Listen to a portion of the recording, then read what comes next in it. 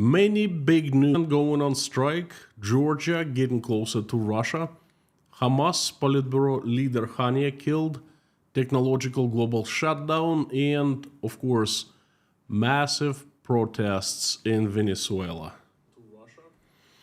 Howdy, howdy, friends. My name is Konstantin. Welcome to Inside Russia, where usual Russia is explained by the unusual Russian. Every Wednesday, I give you my takes on important world news that you will not find anywhere else. And let's jump straight to the news. Let's start with China today. We are watching China closely for many reasons. And one of the reasons is the economic powerhouse of the world. And Chinese economy is very important for the rest of the world. So a few news about the Chinese economy. Luxury brands and automakers in Europe are losing profits due to China's economic problems. This has already affected quite a few companies. The stock of companies like Hugo Boss, LVMH, Porsche, Burberry is down by significant amounts. Some European companies facing difficult decisions. Watch manufacturer Swatch Group, for example, is forced to reduce production due to falling demand for its products in the Chinese market. China is one of the top 3 largest markets for the European Union countries. In 2023, it accounted for 8.8% of all European exports. However, after the pandemic, consumer demand that fell sharply in China, it's not recovering as quickly as investors were hoping for it to recover. In addition, Europe is following the United States, rapidly moving towards a trade war with China. The European authorities are concerned about the imbalance in trade with China by about $200 billion. The parties have already exchanged mutual sanctions. Brussels has imposed more than 30 restrictive measures against China in the field of mutual trade, investments, and that's just 2024. And Beijing has retaliated. It's launched anti-dumping investigation into the imports of brandy and pork from the European Union. However, China is still cautious. After all, the European Union is the largest trading partner, which it sold more than $50 billion worth of goods last year. This news shows that China is in economic troubles. What do they say about that in the Russian news? Zilch, nothing. Yet this is hugely important for Russia, as it quickly is becoming China's vassal state, and it's relying on its master for well-being, and not just for well-being, but for technologies and for products, mostly for consumer products and so forth. So, not saying anything in Russia, but I'm pretty darn sure they are monitoring the situation and they are concerned. Products. Another important news comes from Turkey. And I want you to see this footage. And I want you to see that twice. I'll show it to you twice. Check this out, pay close attention.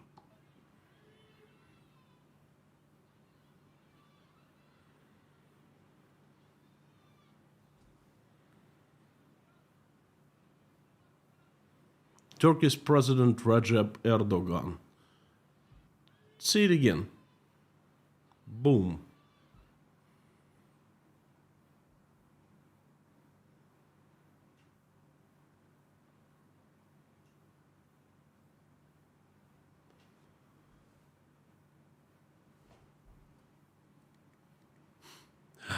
Erdogan slapped the boy who didn't kiss his hand.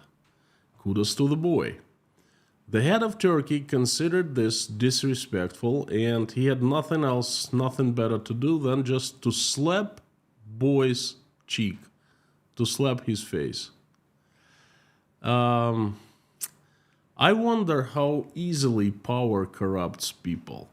Younger Erdogan used to be a passionate leader of the Turks. He wasn't this man who was slapping the cheeks of little kids for not kissing his hand. People trusted Erdogan. He was a popular guy, popular politician, popular leader. And this is what's become of him. The Turkish Tsar. Very sad. I wonder what Turks think about that. If you're watching and you're from Turkey, please comment. What is your opinion on this? And another news, Bashar Assad, the ruler of Syria, came to Moscow to visit his buddy Vladimir. Well, the savior, really, his savior.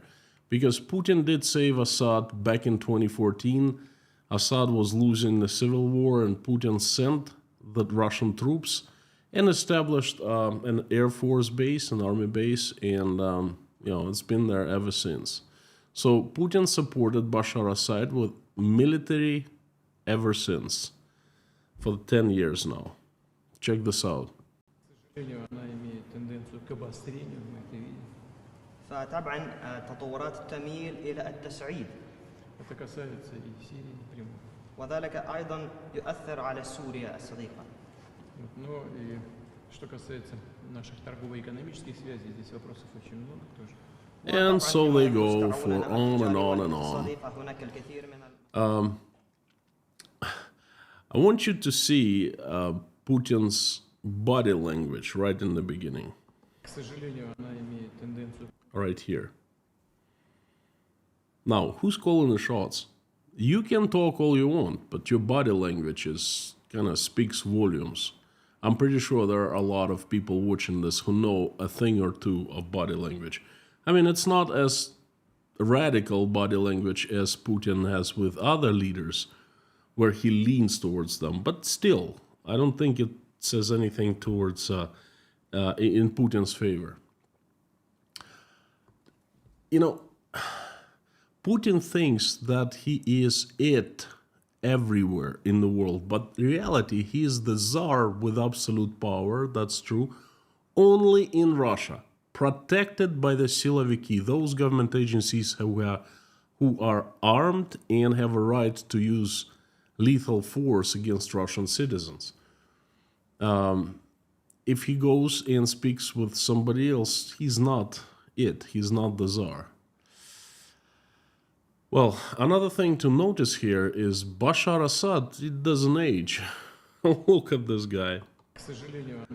I remember him for the past 15 years. He hasn't changed whatsoever. That's very odd.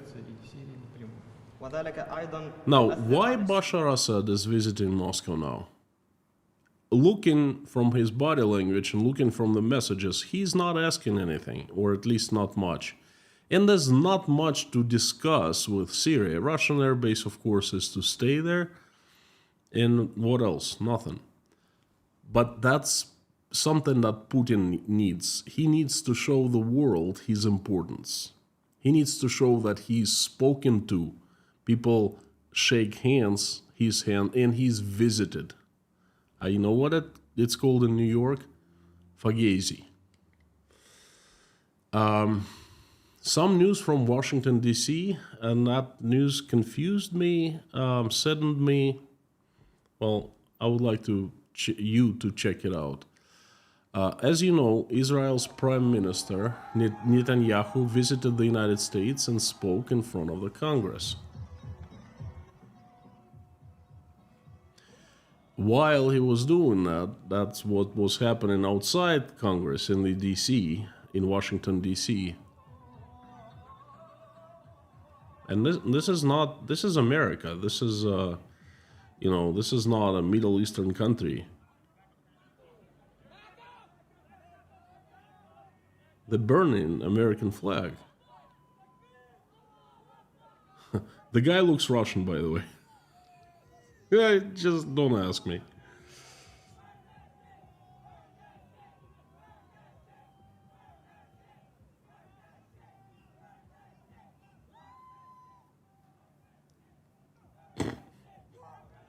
Wow.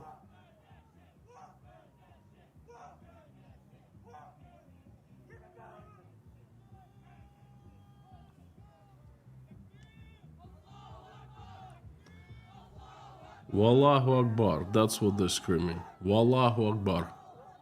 Allah is great.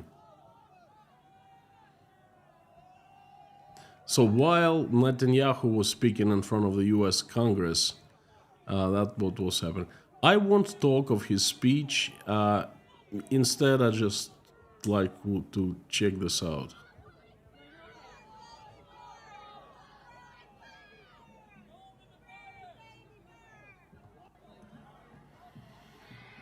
This fella climbed some monument and he's spraying Hamas. I wonder, does he know what Hamas stands for? Does he know what Hamas is? Does he know what Hamas do?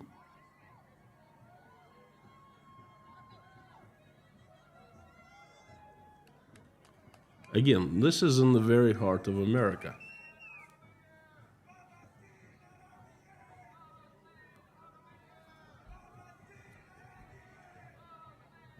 Well, it still shows you at least that people still have right to assembly, and no one is really...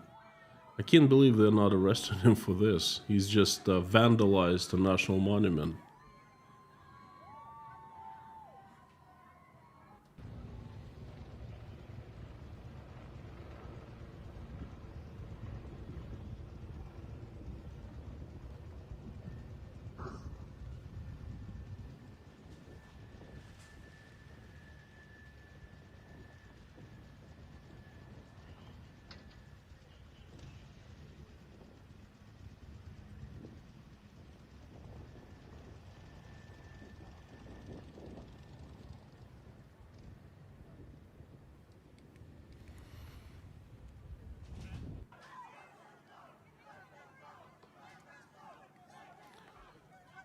Police, by the way, I want you to pay attention. Police is not overstepping its boundaries.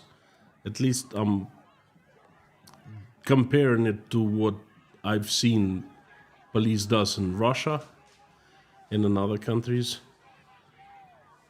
I gotta give it to the guys. To me, they acting professional. They're not beating anyone. They're not using excessive force. They're just trying to hang to their positions.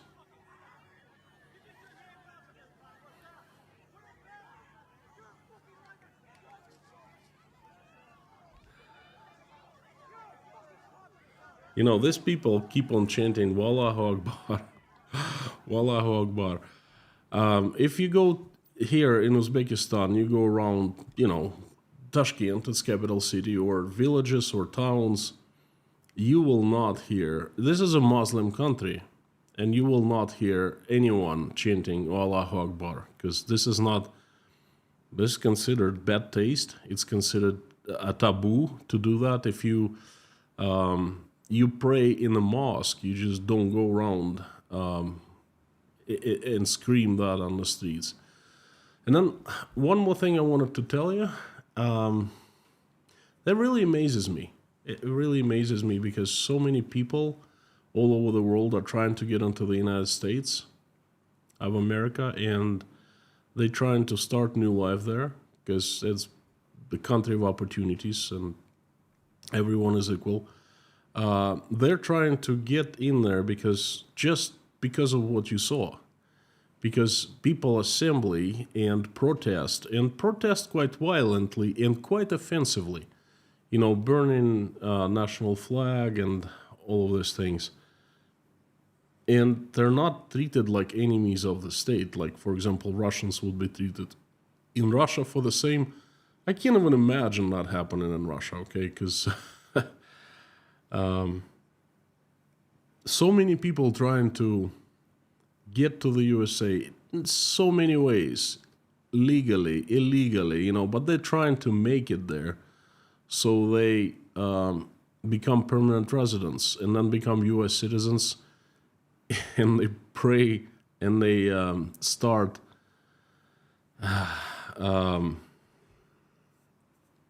giving allegiance to the flag of the United States of America. And there are so many Americans that they're burning the flags. This is, I'm having a cognitive dissonance here, you know.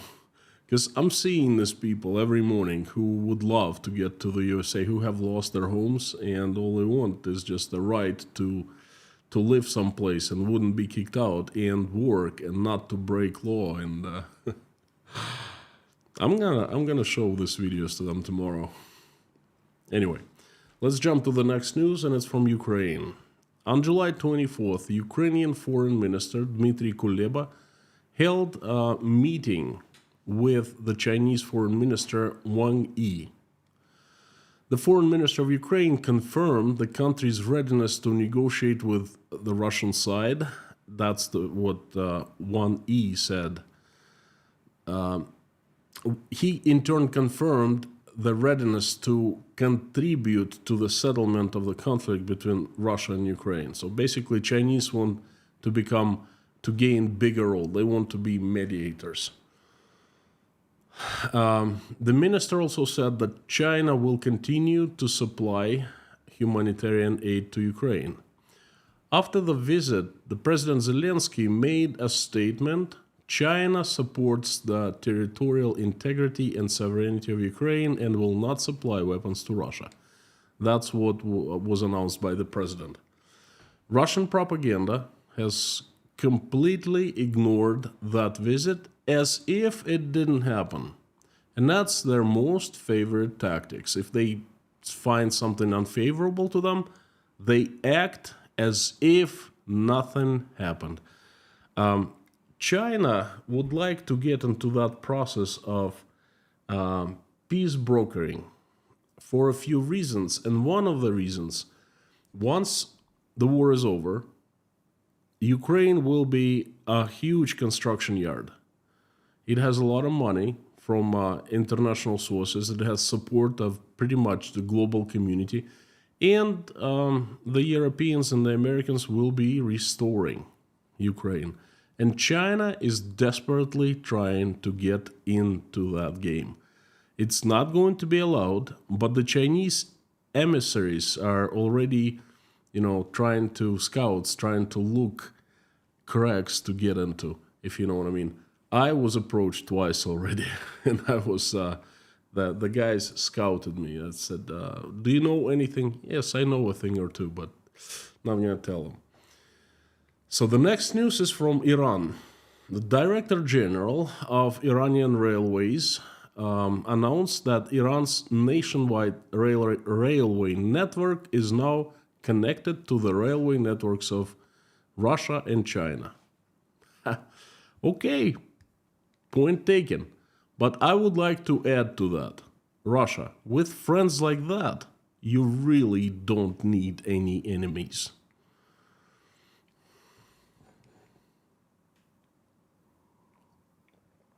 Before I jump to the next news, I would like to thank you, all those of you who keep supporting me by watching the videos, by tuning in, by participating in the live stream chats, by being sponsors and patrons, and those who bought me coffees at buymeacoffee.com.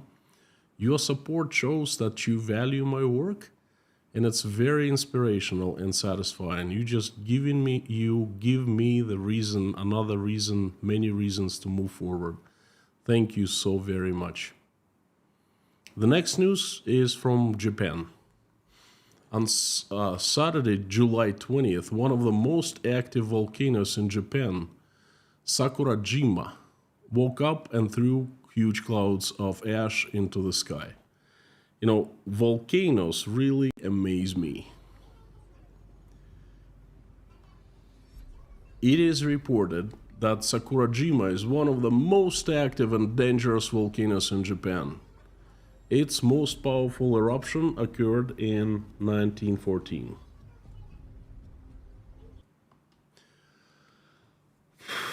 Mother Nature shows its wrath. Volcanoes, scary. Never seen an active volcano, by the way, but I'm fascinated by them. The next news also comes from the USA, but this time from California. 14,000 Disneyland workers are preparing to go on strike for the first time in 40 years.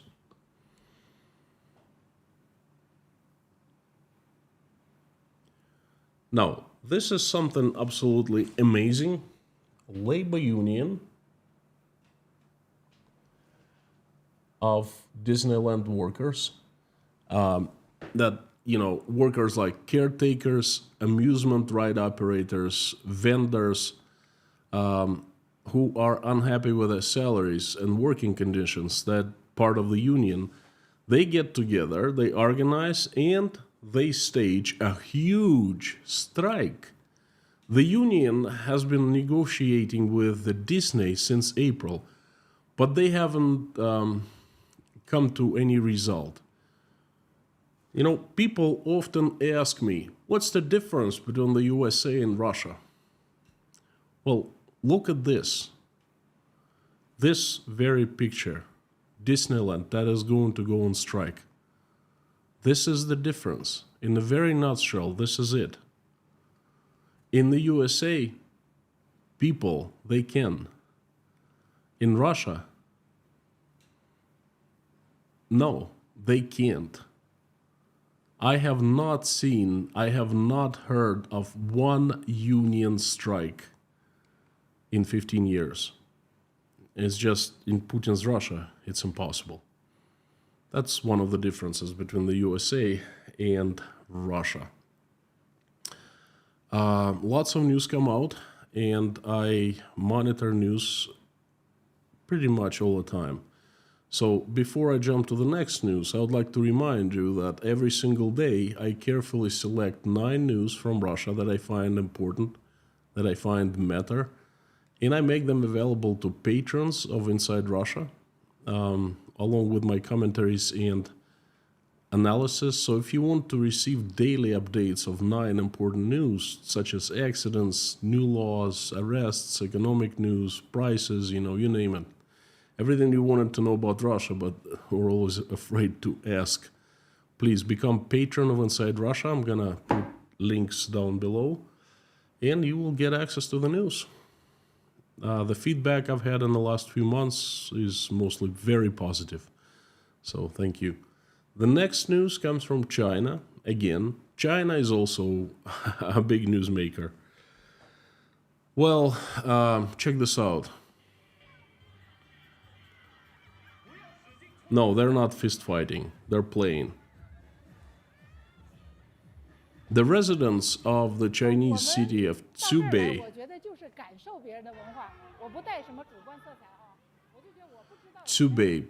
paint their faces with soot, there's black stuff, to ward off disasters and bad spirits. The Blackface Festival is celebrated every year for several centuries, believe it or not.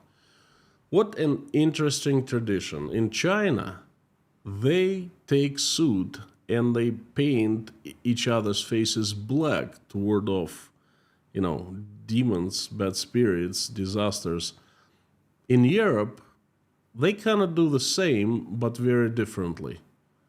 This is what they do in Europe. Check this out.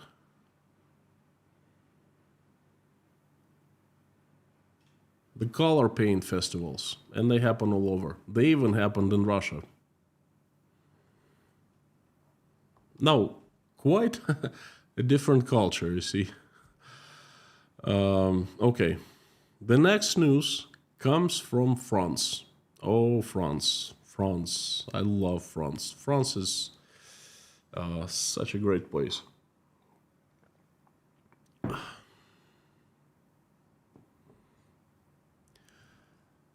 I thought I would make this particular news the headliner, the main news. Because the Olympic happens every year, every 4 years, and once every 4 years, and it's such a awaited event, at least for me. I personally always watch everything about the Olympics. The opening ceremony, I don't remember one opening ceremony that I didn't like, well, until now. This time I expected to see something extraordinary because you know why? Because this is France. France is the triumph of human spirit. That's what I expect from the French. I expect the best of the best, the most artistic, the most elegant, the most tasteful, stuff. Because this is France. So this is what I expect. Something like that. Well, we all got that, but that was very little, like a few seconds. Instead, in the opening, we we got this. We got this beheaded, graphically beheaded Marie Antoinette. We got a man in tight underwear with his genitalia hanging out for all 3 billion people to see, including children. And we had this blue thing, whatever it is. The organizers said it was supposed to be the Bacchus, the, ancient god, or also called Dionysus.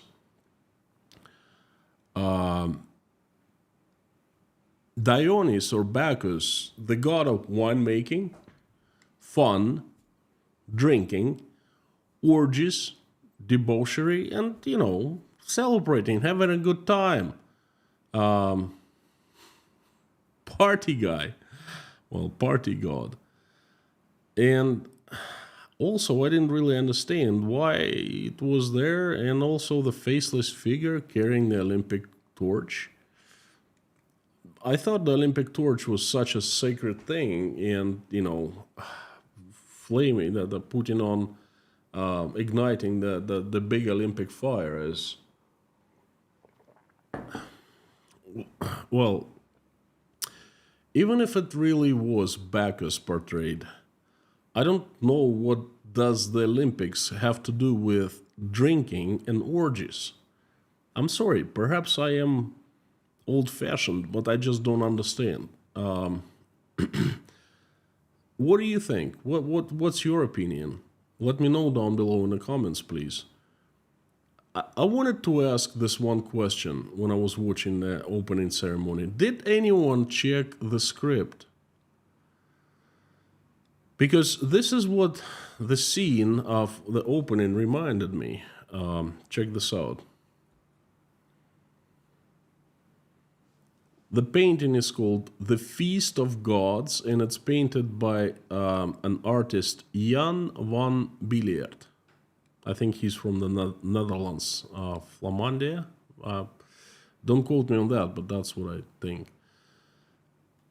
Anyway, I personally, and folks, this is my personal opinion. I don't want to, judge anyone. This is my opinion, okay? And I'm entitled to have it, by the way. So I have found the French Olympic opening ceremony tasteless and offensive. It has offended me. Okay, no problem. What I do is I choose not to watch the Olympics. I have a right for that. I also sympathize to the Russian athletes who are competing in the Olympics under the white flag, because they have gone through tremendous difficulties. I know, I'm one of them. They're homeless. I am homeless. I feel them. Although I'm not gonna watch it, I'm just gonna support them virtually, so to speak. And I will not watch the closing ceremony that I usually watch, because usually the closing ceremony is as good as the opening. And also, I will not buy any products of the sponsors of the Olympics. Again, this is my personal opinion. I'm not forcing it onto anyone. That's what I think. And this is what I'm going to do. Instead of watching the Olympics in 2024, I would like to watch, well, I already watched, and I want you to show one of the old Olympics. how things were done in the past.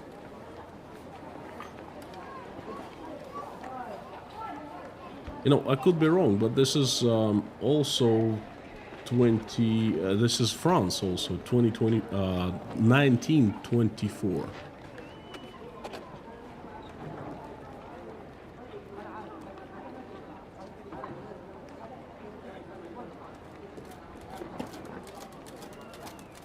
I don't know.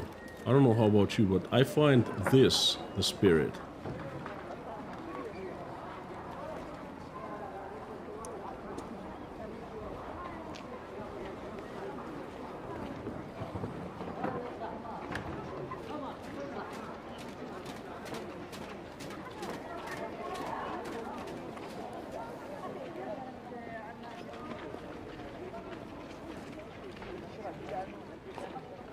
I would really love to go and, be a part of that Olympics.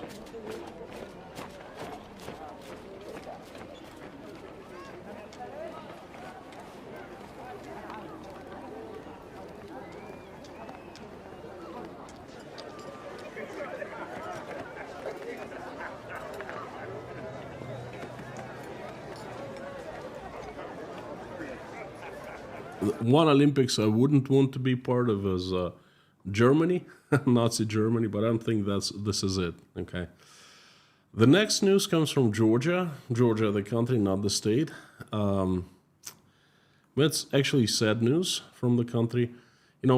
Secretary Blinken just announced that the United States of America suspends $95 million assistance program to Georgia aimed at supporting the Georgian government due to the adoption of the law on foreign agents.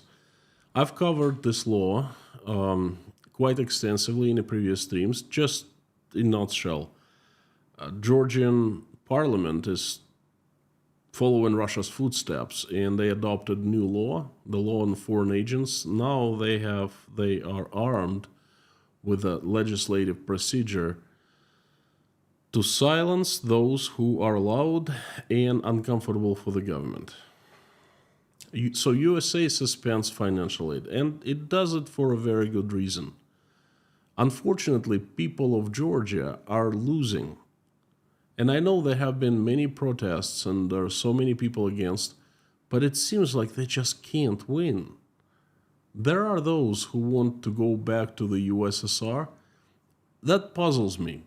Georgia seceded in 1990, 1 year before the USSR fell apart. Georgia seceded, okay? Georgia was the most freedom-loving republic. Georgians, the most freedom-loving people in the USSR. They staged republic-wise protests in 1979.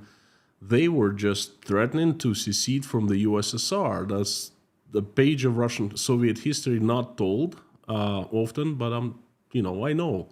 And as a result, to appease people, the Soviet bosses, the commie bosses, they allowed Georgia to have its own constitution within the Soviet Union. That's who the Georgians are, or at least were. And now they want to go back to the USSR, at least many of them. What is that? A virus?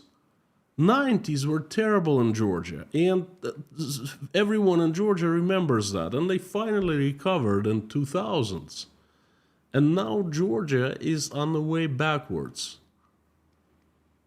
Guess where Georgian parliament or government will go for help, asking for help now, since it doesn't get help from the United States? It's gonna go straight to Putin, and guess what? It'll get the assistance. It is sad.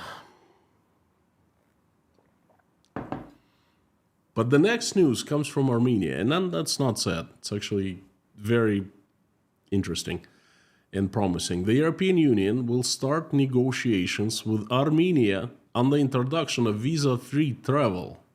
And that the news came from the press service of the European Council. Armenia is divorcing Russia and is on the right track. It's moving forward. When its neighbor Georgia It's on the wrong track. It's moving backwards. By the way, speaking of Armenia, last stream making world news update, I made a mistake. I had another news about Armenia. Armenian President Pashinyan was riding bicycle. I thought he was riding in Armenia, in Yerevan. It turned out that he was riding in one of the German cities while he was visiting Germany. So please forgive me. I thought that we was in Yerevan. I was wrong. So I was wrong. I'm admitting my mistake.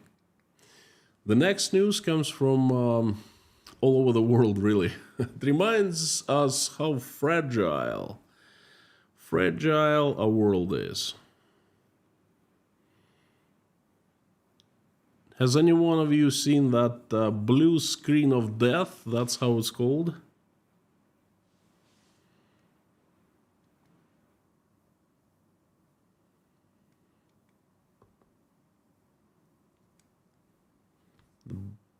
Crowds that the blue screen of death caused. A global information technology failure was recorded all over the world a week ago. Because of that, airlines all over the world, descended into a state of chaos. Pretty much name any major airline: Turkish, Delta, United, American Airlines, just anyone. There was an incident with computer systems at all airports in most of developed countries. What was the reason? A software called CrowdStrike. It failed. It turns out that, like most of us, depend on this CrowdStrike thing. British TV channel Sky News was disconnected from the network even. The failure affected all Microsoft products, and it led to disruption of banks, utilities, media, TV, cellular communications, internet all over the world. And that was a disaster. Not just economic, but people have lost lots of money over that. It's just, I think that many vital services were interrupted, and that I have not heard of any lives lost over this, but there could be. This is a reminder how fragile the world that we built is. It's absolutely beautiful and wonderful and absolutely great, but it's fragile. Well, before I move to the next news, I'll tell you which two countries were unaffected by this failure. One was Russia, and another one Uzbekistan. We didn't notice here whatsoever. It's just because there isn't much to be affected in these two countries. Russia is isolated and Uzbekistan is still developing. A huge news that came in today, this morning. Very serious and disturbing news. The head of the Hamas Politburo, Ismail Haniyeh, was killed in Tehran, in Iran. This guy right here. He was not a nice guy. He was one of those responsible for the attack on Israel on October 7th. He was in constant contact with Moscow, with the Kremlin. He had his assistants come in and visit in Kremlin. So Haniyeh's death is major development that will affect Israel, Iran, Hamas, Palestine, most likely many innocent people. Everyone right now has kind of been quiet. Today's not much of statements. I'm guessing that everyone is trying to understand what to do next, all the parties involved, and I'm sure we will see, there will be developments. I don't know what kind of developments, but there will be most likely retaliation from Iran because it's confirmed Haniyeh was killed on the territory of Iran in Tehran by an Israel missile.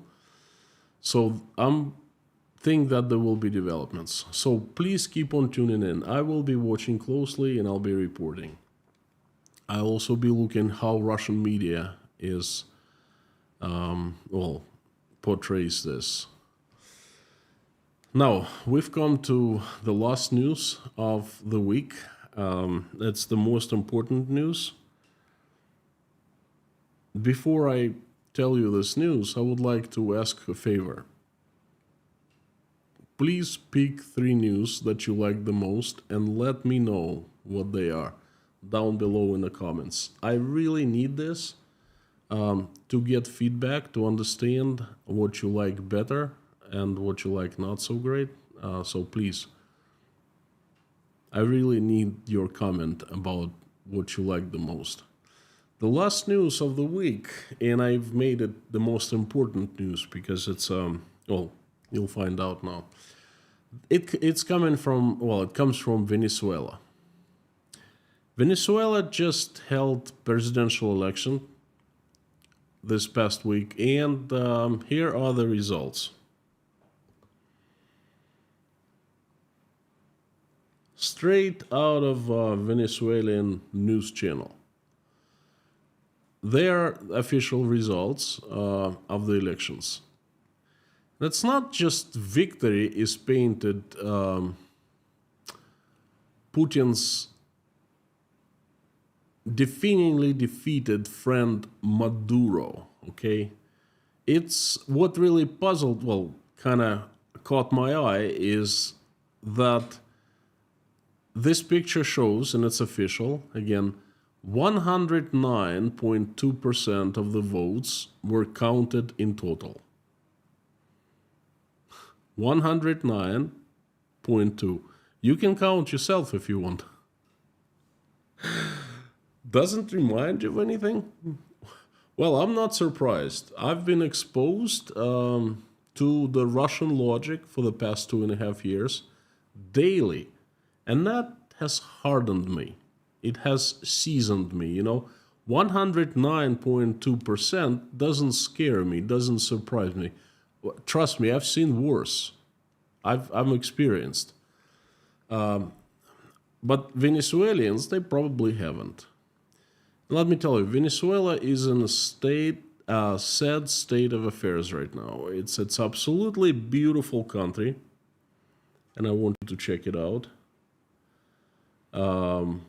It's one of those places I would love to visit. It's got rainforest. It has probably places where no humans have ever stepped their feet on. This is just one of the world's most wonderful, beautiful places. I don't know if you're aware, but Venezuela has the largest oil reserves in the world. It possesses 303 billion barrels. Second is Saudi Arabia with 267 billion barrels, and the third is Iran with 208 billion barrels. But Venezuela is number 1. In 1950, Venezuela was ranked 4th in the world in terms of GDP per capita, after the United States, Switzerland, and New Zealand. Number 4th in the world, the 4th richest country. And then you know what happened? Communists came to Venezuela. And it looks like Venezuelans are pretty fed up. They aren't taking 109.2% election results that lightly.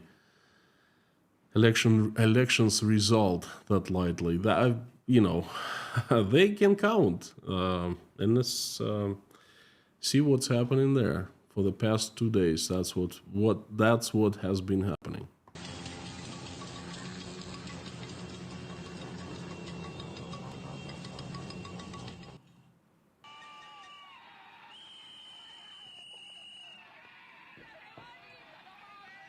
Maduro's portrait.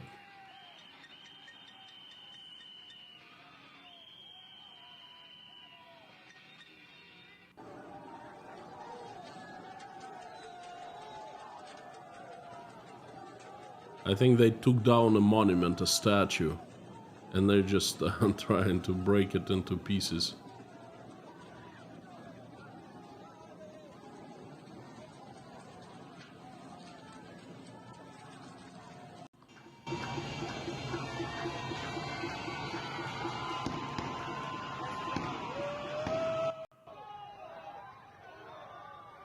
I think that's what they're dragging.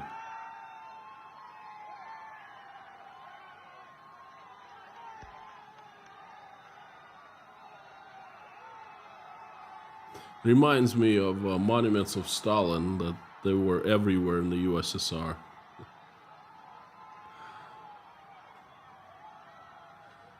Looks like people are speaking.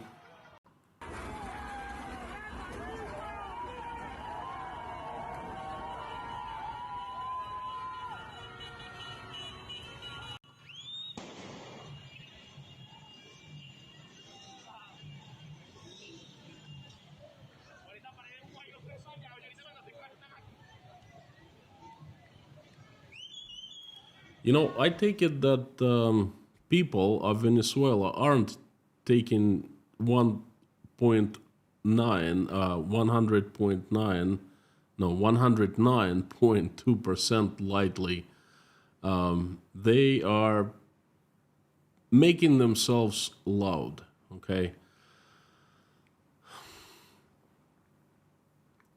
I want to show you one more video. See, this chaos going on in Venezuela, this army against the people, the federal police against the people, there are clashes, there are fires, there's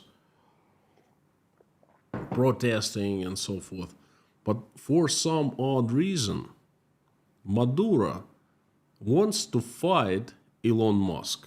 Check this out.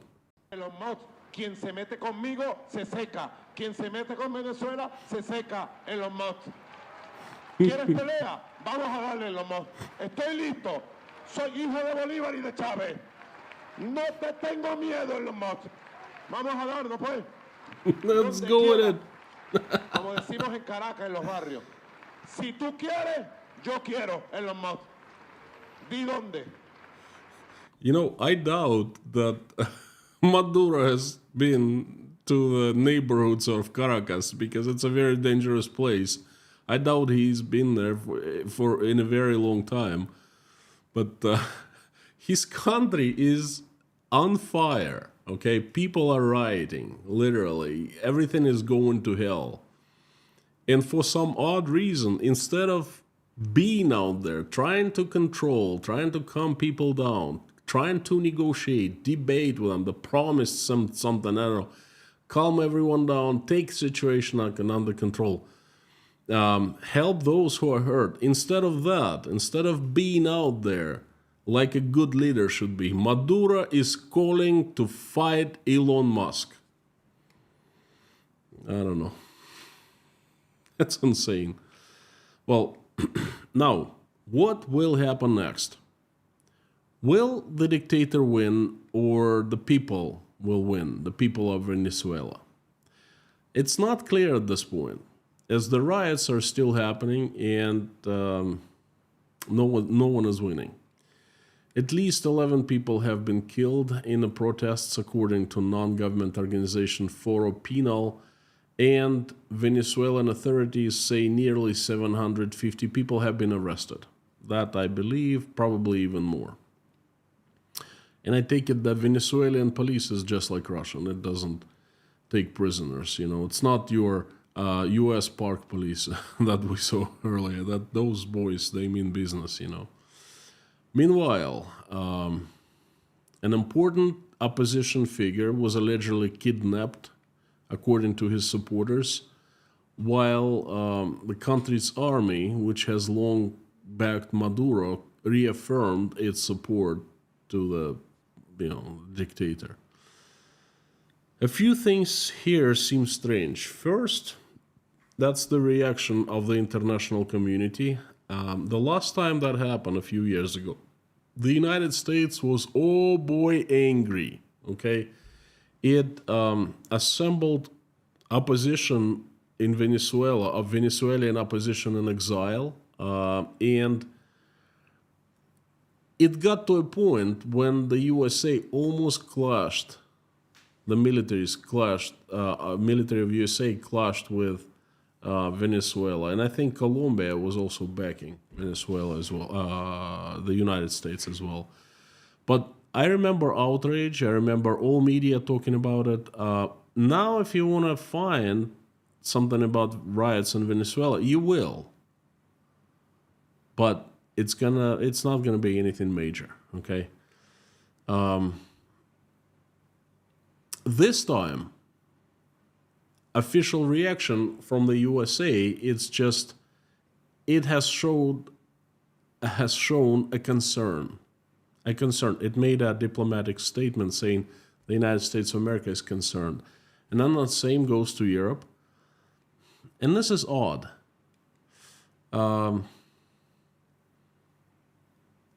What is also odd that I reported 3 weeks ago, that for the first time in a long time, Venezuela started negotiating with the United States of America. And I think that the negotiations are, that's my opinion, that's, just in my humble opinion, they haven't stopped. They're trying to make some kind of a deal. Okay, we just don't know what they're doing. Okay, I just want to say that no one is eternal in this life, and certainly not Maduro. Something is telling me that this cohort of current dictators, Putin, Maduro, Kim, they will go. Time will claim its own, okay? And it'll happen, of course, unexpectedly. Well, sitting here with the popcorn. Friends, now I would like to invite you to watch another video I made documenting how I was leaving Russia. I only had 36 hours to leave Russia. I'm gonna put a link right here. Please check it out.